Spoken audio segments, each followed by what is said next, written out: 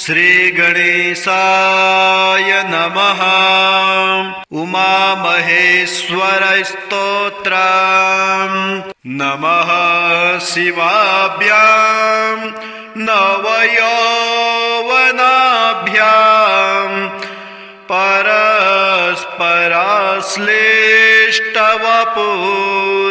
परस्पराश्लिष्टवपुर्धराभ्यां नगेन्द्रकन्या वृषकेतनाभ्यां नमो नमः शंकर पार्वतीभ्यां नमः शिवाभ्यां सरसोत्सवाभ्यां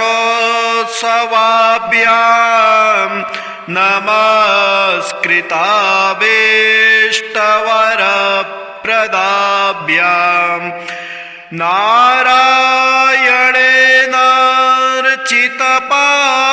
नारायणेनार्चितपादुकाभ्यां नमो नमः शंकर पार्वतीभ्यां नमः शिवाभ्यां वृषवाहनाभ्यां विरिञ्चि विष्णुवन्द्रसुपूजिताभ्यां विभूतिपाटीरविलेपनाभ्यां नमो नमः शंकर पार्वतीभ्यां नमः शिवाभ्यां जगदेश्वराभ्यां जगत्पतेभ्यां जय विग्रहाभ्यां जम्बारिमुख्यैरभिवन्दिताभ्यां नमो नमः शंकर पार्वतीभ्यां नमः शिवाभ्यां परमौषधाभ्यां पञ्चाक्षरे पञ्जररञ्जिताभ्यां प्रपञ्चसृष्टिस्थितिसंहृताभ्यां नमो नमः शंकर पार्वतीभ्यां नमः शिवाभ्यां अतिसुन्दराभ्यां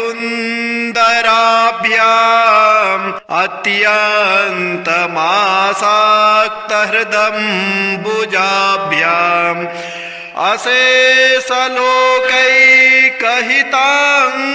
अशेषलोकैकहिताङ्कराभ्यां नमो नमः शंकर पार्वतीभ्यां नमः शिवाभ्यां कलिनाशनाभ्यां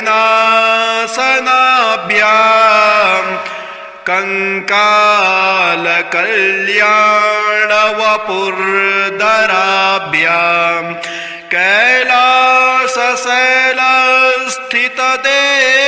कैलासशैलस्थितदेवताभ्यां नमो नमः शंकर पार्वतीभ्यां नमः शिवाभ्यामशुभापहाभ्यां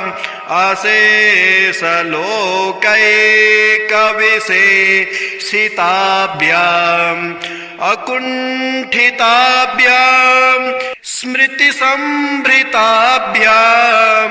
नमो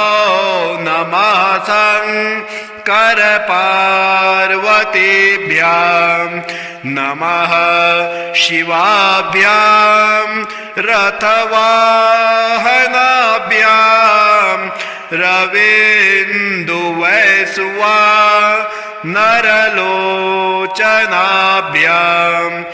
राकाशशाङ्का भमुकाम्बुजाभ्यां नमो नमः शंकर पार्वतीभ्यां नमः शिवाभ्यां जटिलन्धराभ्यां जरामृताभ्यां च विवर्जिताभ्याम् जनार्दनाब्जोऽब्धभव पूजिताभ्याम् नमो नमः शङ्कर पार्वतीभ्याम् नमः शिवाभ्याम् वृषमेक्षणाभ्याम् बिल्वच्छदामल्लिकदम् वृदाभ्याम् शोभावती शान्तवती स्वराभ्याम् नमो नमः शङ्कर पार्वतीभ्याम् नमः शिवाभ्याम् पशुपालकाभ्याम्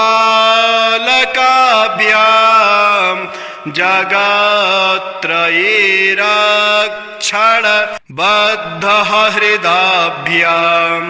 समस्तदेवा सुरपूजिताभ्याम् नमो नमः शङ्कर पार्वतीभ्याम् स्तोत्रम् त्रिसन्ध्याम् शिवपार्वतीभ्याम्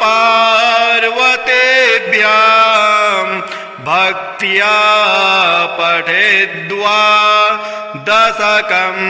नरो यः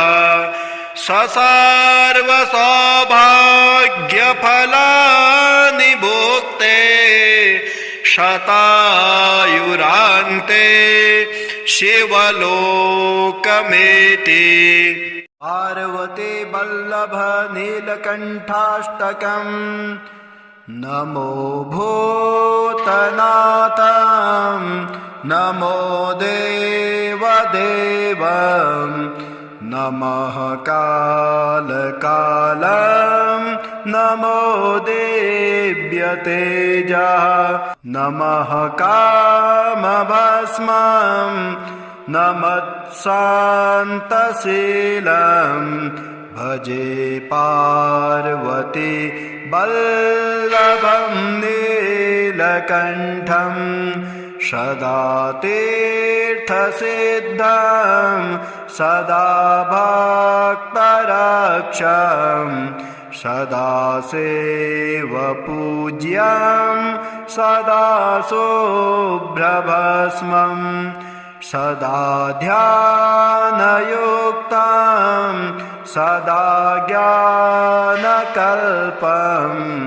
भजे पार्वती वल्लभं नीलकण्ठं शंसाने शयानं महास्थानवासं शरीरं गजानन् सदा चर्मवेष्टं पिशाचाधिनाथं पशूनां प्रतिष्ठं भजे पार्वती वल्लभं नीलकण्ठं फणिनागकण्ठे भुजङ्गाद्यनेकं गले रुण्डमालं महावीरशूरं कटिव्याघ्रचर्मं चिताभस्मलेपं भजे पार्वती वल्लभं नीलकण्ठं शिरस्सोद्धगङ्गा शिवा वामभागं बृहद्दीर्घकेशं सदा मां त्रिनेत्रं फणिनागकर्णं सदा बालचन्द्रं भजे पार्वती वल्लभं नीलकण्ठं करे शूलधारं महाकाष्ठनाशं सुरेशं परेशं महेशं जनेशं धनेशस्तुतेशं ध्वजेशं गिरीशं भजे पार्वते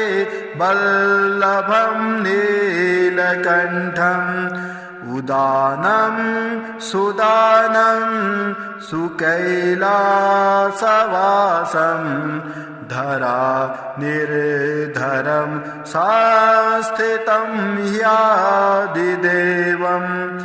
अजं हेमकल्पद्रुमं कल्पसेभ्यं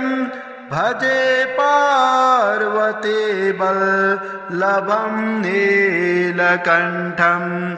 मुनीनां वरेण्यं गुणं रूपवर्णं द्विजानं पठन्तं शिवं वेदशास्त्रम् अहो दीनवत्सं कृपालुं शिवं तं भजे पार्वती वल्लभं नीलकण्ठम् सदा भावनातं सदा सेव्यमानं सदा भक्तिदेवं सदा पूज्यमानं मया तीर्थवासं सदा सेव्यमेकं भजे पार्वती वल्लभं नीलकण्ठम् भजे पार्वती वल्लभं नीलकण्ठम्। ॐ श्रीगणेशाय नमः। कालभैरवाष्टकम् देवराजसेभ्यमान पावनादिपङ्कजम् व्यालयज्ञसूत्रमिन्दुशेखरं कृपाकरं नारदादियोगवृन्दवन्दितं दिगम्बरं काशिकापुराधिनाथ कालभैरवं भजे भानुकोटि भास्वरं भवाब्धितारकं परं नीलकण्ठमाप्सित्यर्थदायकं त्रिलोचनं कालकालमम्बुजाक्षमक्षशूलमक्षरम् काशिकापुराधिनाथ कालभैरवं भजे शूलटङ्कपाशदण्डपाणिवादिकारणं श्यामकायमादिदेवमक्षरं निरामयम् भीमविक्रम प्रभो विचित्रताण्डवप्रियं काशिकापुराधिनाथ कालभैरवं भजे मुक्तिदायकं प्रशस्तचारविग्रहं भक्तवत्सलं स्थितं समस्तलोकविग्रहं विनिक्रमणमनोज्ञहेमकिङ्किणीं लसत्कटे काशिकापुराधिनाथ कालभैरवं भजे धर्मसेतुपालकं त्वधर्ममार्गनाशकं कर्मपाशमोचकं सुशर्मदायकं विभुं स्वर्णवर्णशेषपाश शोभिताङ्गमण्डलं काशिकापुराधिनाथ कालभैरवं भजे रत्नपादुकाप्रभाभिरामपादयुग्मकं नित्यमद्वितीयमिष्टदैवतं निरञ्जनं मृत्युदर्पणासनं करालदृष्टमोक्षणं काशिका पुराधिनाथ कालभैरवं भजे अट्टहास भिन्न पद्म जण्डकोश सन्तते दृष्टिपात नष्ट पाप जालमग्रशासनम् अष्टसिद्धिदायकं कपालिमालिकन्धरम् काशिका पुराधिनाथ कालभैरवं भजे भूतसङ्घनायकं विशालकीर्तिदायकं काशीवास लोकपुण्यपापशोधकं विभुं नीतिमार्गकोविदं पुरातनं जगत्पतें काशिका पुराधिनाथ कालभैरवं भजे कालभैरवाष्टकं पठन्ति ये मनोहरं ज्ञानमुक्ति साधनं विचित्रपुण्यवर्धनम् शोकमोहदैन्यलोभ कोपतापनाशनम् प्रयान्ति कालभैरवाङ्घ्रिसन्निधिं नरां ध्रुवम् प्रयान्ति कालभैरवाङ्घ्रिसन्निधिं नरां ध्रुवम् ते प्रयान्ति कालभैरवाङ्घ्रिसन्निधिं ध्रुवम्। ॐ श्रीगणेशाय नमः। उमामहेश्वरस्तोत्रम् नमः शिवाभ्यां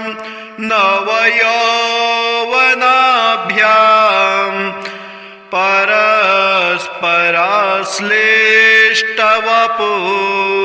परस्पराश्लिष्टवपुर्धराभ्यां नगेन्द्रकन्या वृषकेतनाभ्यां नमो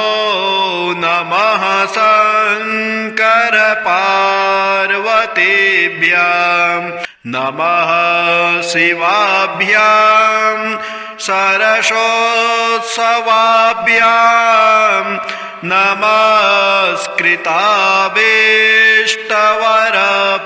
नमस्कृताभीष्टवरप्रदाभ्यां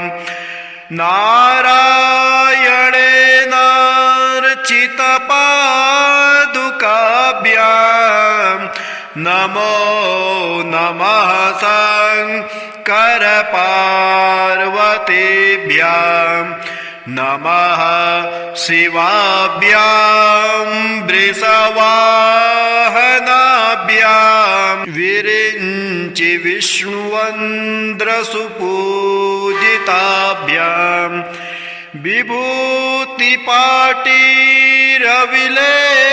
विभूतिपाटीरविलेपनाभ्यां नमो नमः शङ्कर पार्वतीभ्यां नमः शिवाभ्यां जगदेश्वराभ्यां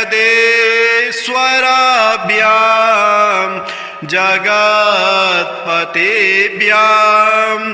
जय विग्रहाभ्यां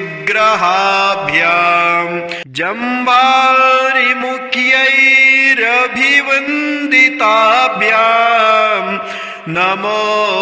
नमः शङ्कर पार्वतीभ्यां नमः शिवाभ्यां परमौषधाभ्यां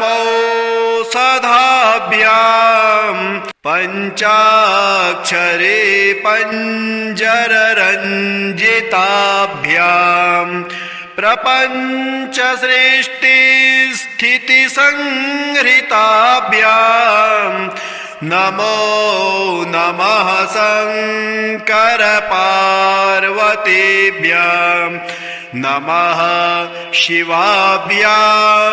अतिसुन्दराभ्याम् अत्यन्तमासाक्तहृदम्बुजाभ्याम्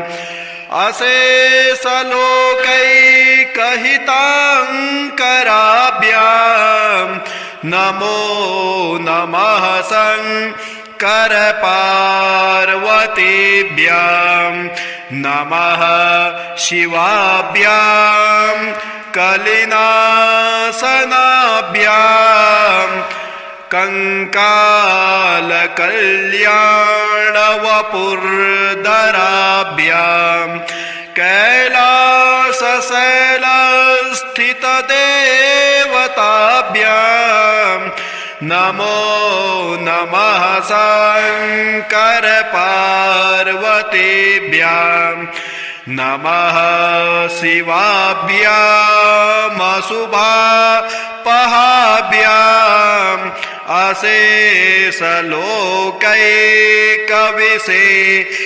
अशेषलोकैकविशेषिताभ्याम् अकुण्ठिताभ्याम् स्मृतिसम्भृताभ्याम् नमो नमः शङ्करपार्वतीभ्याम् नमः शिवाभ्याम् रथवाहनाभ्याम् रवीन्दुवैश्वानरलोचनाभ्याम् राकाससाङ्का भमुकाम्बुजाभ्याम् नमो नमः शङ्करपार्वतीभ्याम् नमः शिवाभ्याम् जटिलन्धराभ्याम् जरामृताभ्याम् च विवर्जिताभ्याम् जनार्दनाब्जोग्धभवपूजिताभ्याम् नमो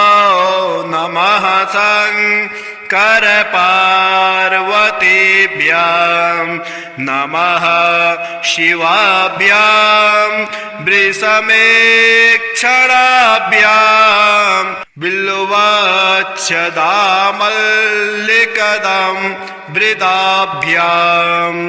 शोभावती शान्तवती स्वराभ्याम्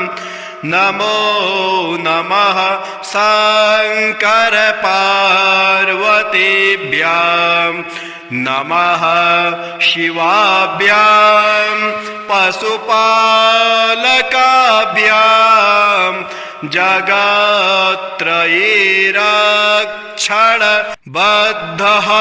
जगत्त्रयीरक्षणबद्धहृदाभ्याम् समस्तदेवा सुरपूजिताभ्याम् नमो नमः शङ्करपार्वतीभ्याम्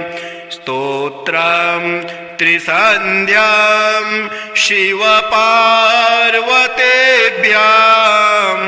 भक्त्या पठेद्वा दशकम् नरो यः सर्वसौभाग्यफलानि भुक्ते शतायुरान्ते शिवलोकमेति। ॐ श्रीगणेशाय नमः। कालभैरवाष्टकम् देवराजसेभ्यमान पावनादिपङ्कजम् व्यालयज्ञसूत्रमिन्दुशेखरं कृपाकरं नारदादियोगवृन्दवन्दितं दिगम्बरम् काशिकापुराधिनाथ कालभैरवं भजे भानुकोटि भास्वरं भवाब्धितारकं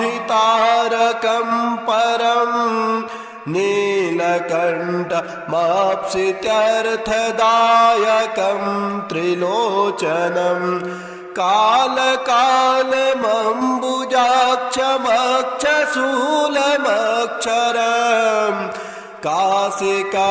पुराधिनाथ कालभैरवं भजे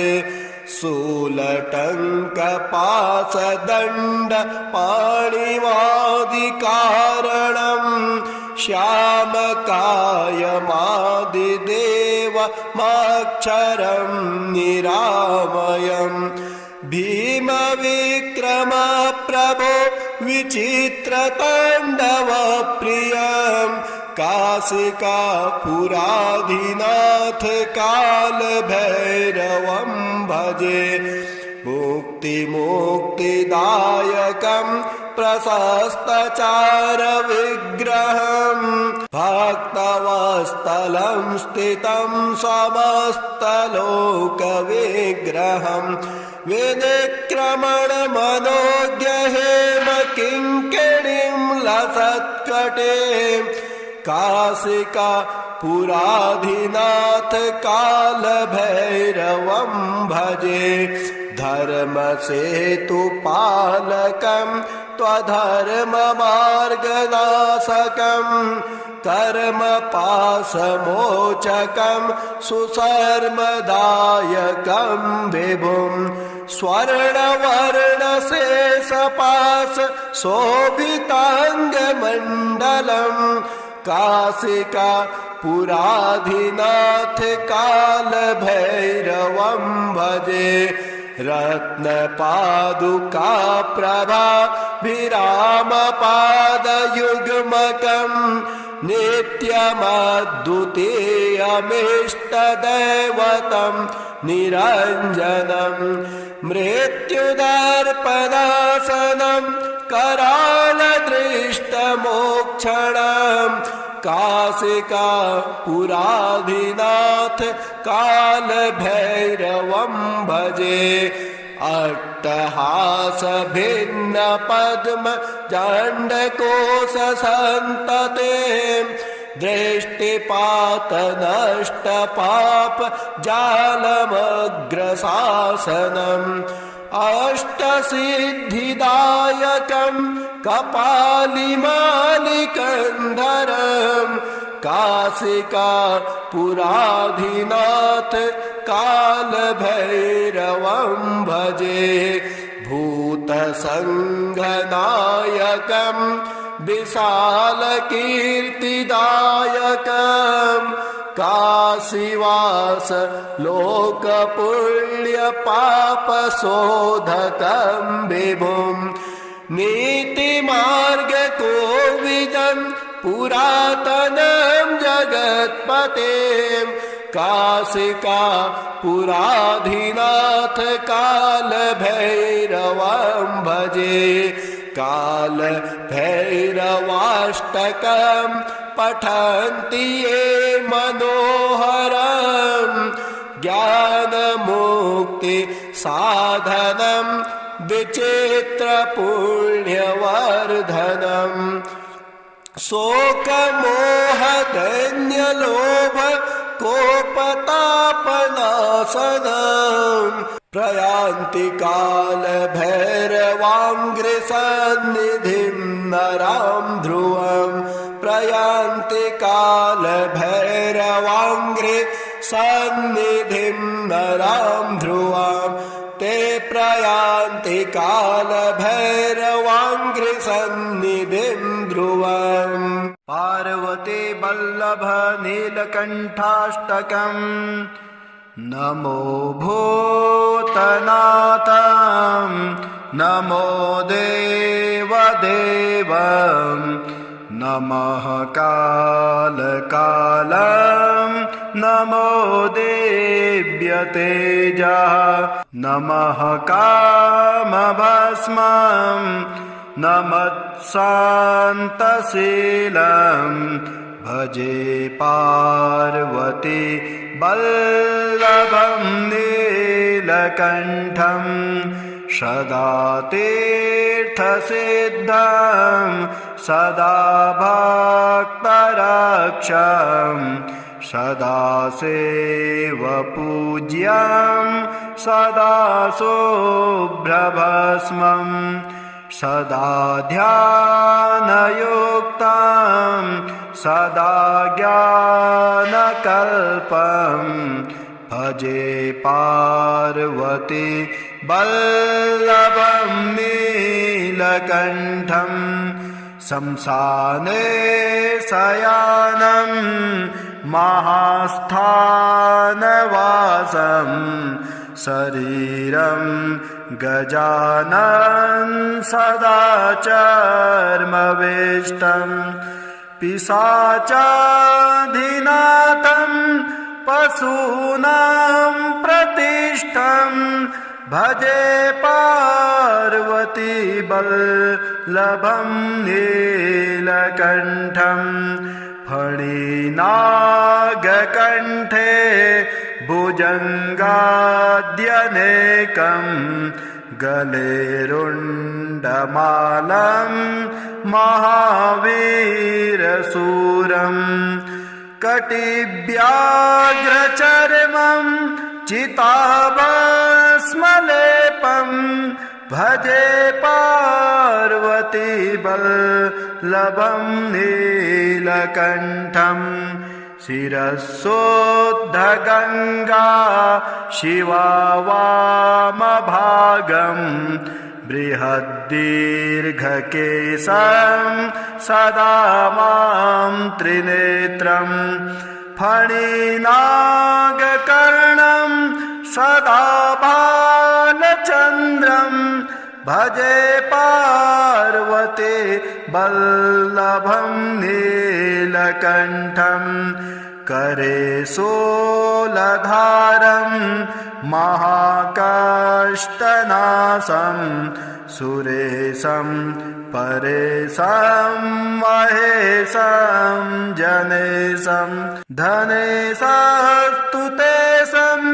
ध्वजेशं गिरीशं भजे पार्वती वल्लभं नीलकण्ठं उदानं सुदानं सुकैलासवासं धरा निर्धरं संस्थितं ह्यादिदेवम् अजं हेमकल्पद्रुमं कल्पसेभ्यं भजे पार्वती वल्लभं नीलकण्ठं मुनीनां वरेण्यं गुणं रूपवर्णं द्विजानं पठन्तं शिवं वेदशास्त्रम् अहो दीनवत्सं कृपालुं शिवं तं भजे पार्वती वल्लभं नीलकण्ठं सदा भावनातं सदा सेव्यमानं सदा भक्तिदेवं सदा पूज्यमानं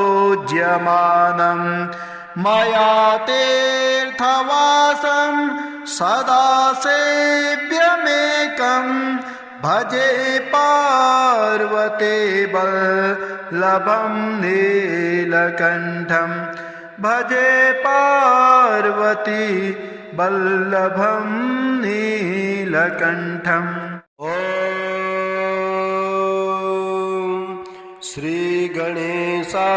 श्रीगणेशाय नमः। कालभैरवाष्टकम् देवराजसेभ्यमान पावनादिपङ्कजम्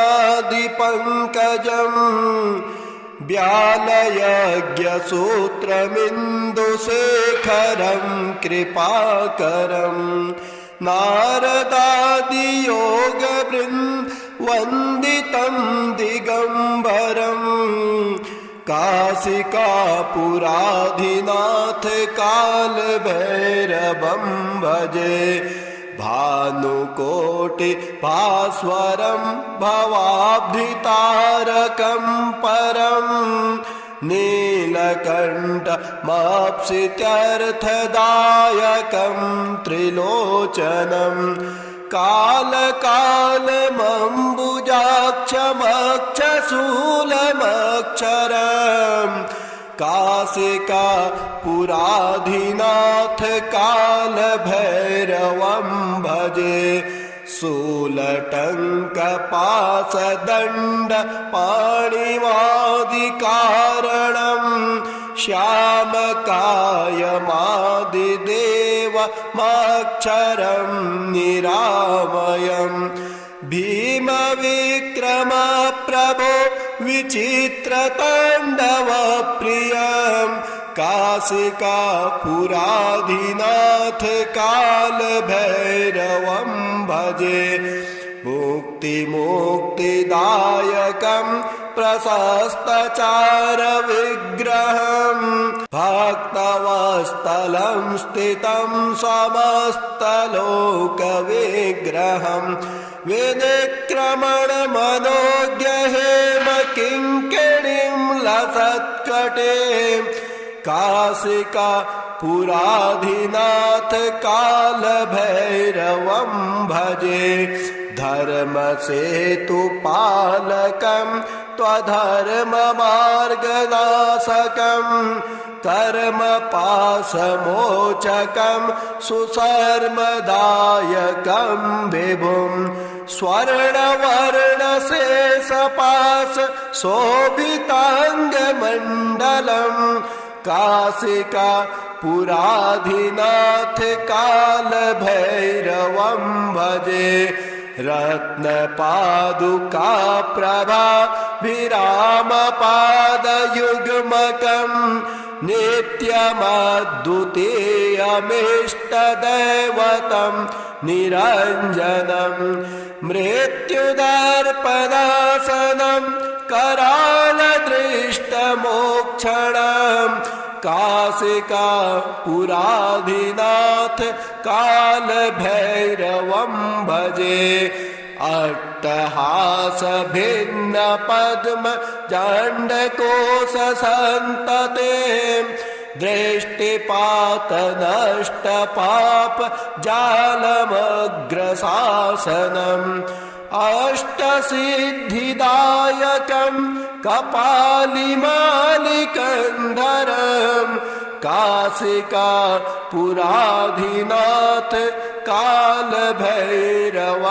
भजे भूतसङ्घनायकं विशालकीर्तिदायकं काशीवास लोकपुण्यपापशोधकं विभुं नीतिमार्गकोविदं पुरातनं जगत्पतें काशिका पुराधिनाथ कालभैरवं भजे कालभैरवाष्टकं पठन्ति ये मनोहरं ज्ञानमुक्ति साधनं विचित्रपुण्यवर्धनं शोकमोहदैन्यलोभ कोपतापनाशनं प्रयान्ति कालभैरवाङ्घ्रिसन्निधिं नरां ध्रुवं प्रयान्ति कालभैरवाङ्घ्रिसन्निधिं नरां ध्रुवं ते प्रयान्ति